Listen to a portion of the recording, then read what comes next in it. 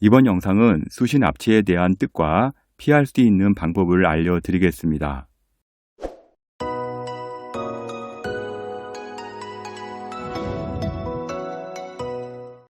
입시를 하다 보면 수시 납치에 대한 이야기를 많이 듣게 됩니다.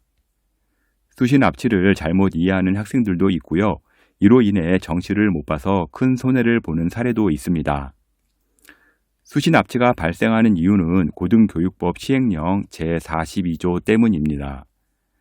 대학교, 산업대학, 교육대학, 전문대학을 포함해서 입학하는 자는 수시 모집, 정시 모집에 추가 모집에는 지원할 수 있는데요. 수시 모집 합격자는요, 다른 학기에 실시되는 수시 모집과 정시 모집, 추가 모집에 지원할 수가 없습니다.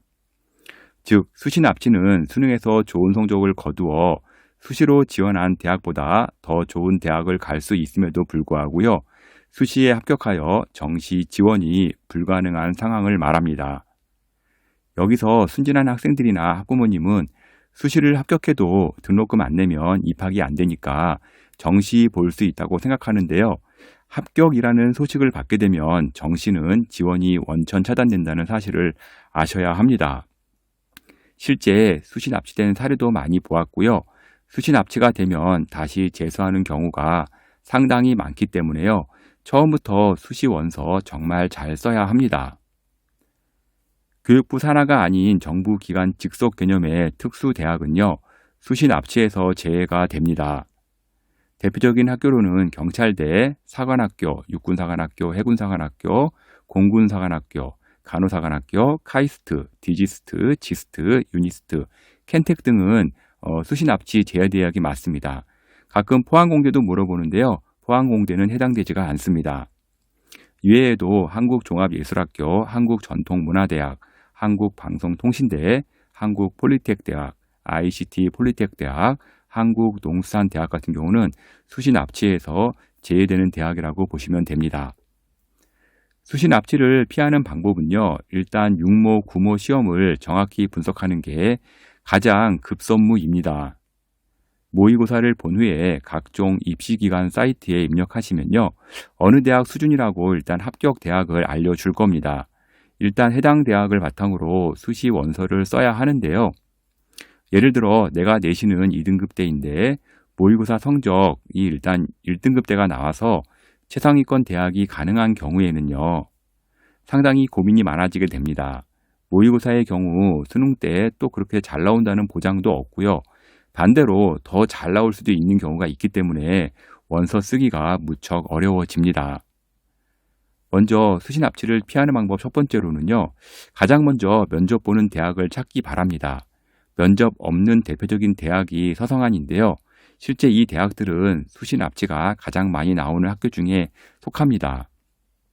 또한 2025년 입시부터는요, 고려대도 학업 우수형 면접을 폐지했기 때문에 수시 납치에 들어갈 수가 있습니다. 서울대, 연세대, 중앙대, 경희대, 서울시립대 등에서 면접 전형을 쓴 후에 수능 성적이 잘 나오면 면접을 불참하는 전략을 짜야 합니다. 다음 두 번째로는요, 수능 전 면접 보는 대학은 피합니다. 수능 전 면접을 보게 되면 수능 성적을 미리 알 수 없기 때문에 면접에 참가 시 납치를 당할 수가 있습니다. 고려대 계열적합형, 이화여대 고교 추천, 한국외대 면접형, 광운대 참빛인재, 명지대 교과 면접, 가천대, 동덕여대, 수원대 등등에서 생각보다 많은 전형이 수능 전 면접을 보는 대학들이 있습니다.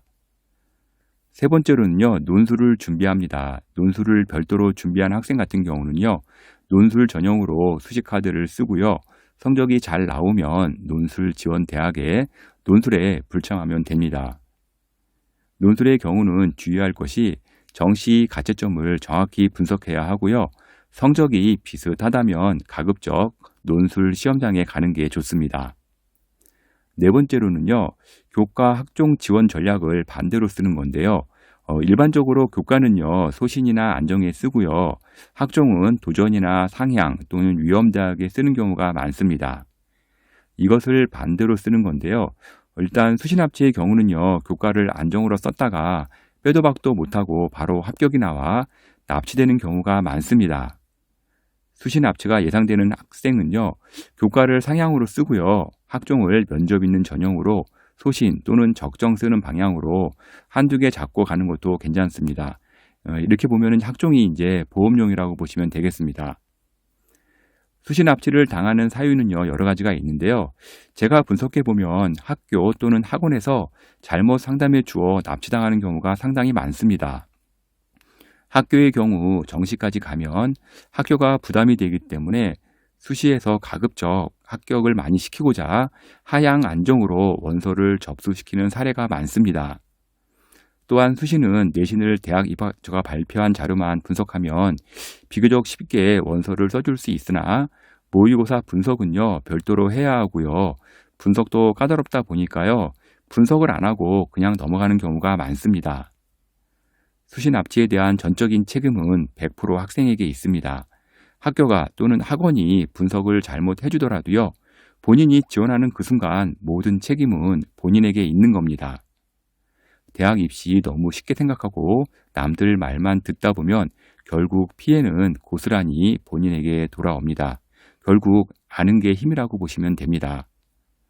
제 영상 보면서 내가 수시 납치당하면 어쩌나 하고 크게 걱정하는 분들이 있을 텐데요. 수시 납치는요, 평범한 일반고에서는 잘 일어나지는 않습니다. 평범한 일반고는요, 수시 납치가 아니라 수능 최저 맞추기도 버거운 경우가 많습니다. 비평준화 일반고, 자사고, 특목고에서 많이 해당이 나오고요. 일반고에서는 정시 위주로 공부한 학생이 해당이 될 겁니다. 수시 전형 내에서도 납치가 있냐는 황당한 질문을 상담하면서 받은 적이 있는데요. 이런 내용이었습니다.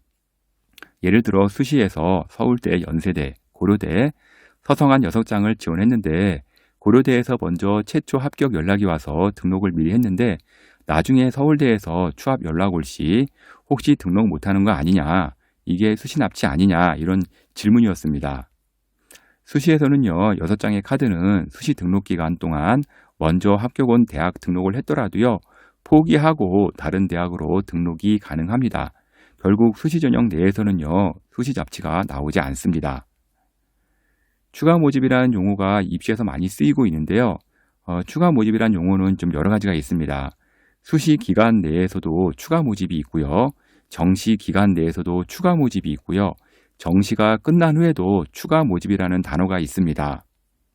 입시를 많이 해본 분이라면 추가 모집들의 차이점을 잘 아실 수 있을 텐데요. 수시나 정시 기간 내의 추가 모집은 다른 말로 하자면 충원 모집이 됩니다.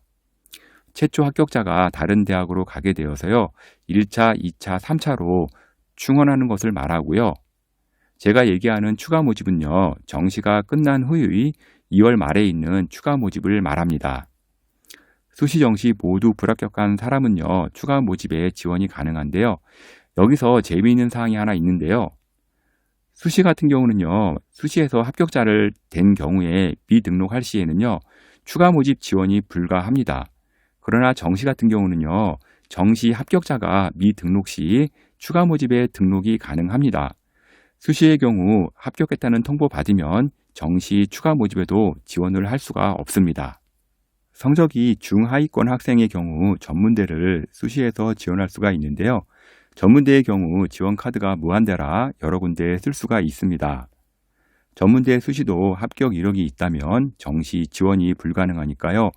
수시 카드가 많다고 남발해서는 안 됩니다.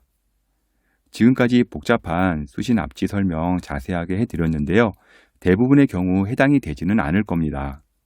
그러나 해당 당사자가 되면 너무 피해가 크기 때문에요. 꼭 확인은 해보시기 바랍니다. 지금까지 수시 납치 분석을 월간교육신문 컨설팅 이세용 대표가 전해드렸습니다.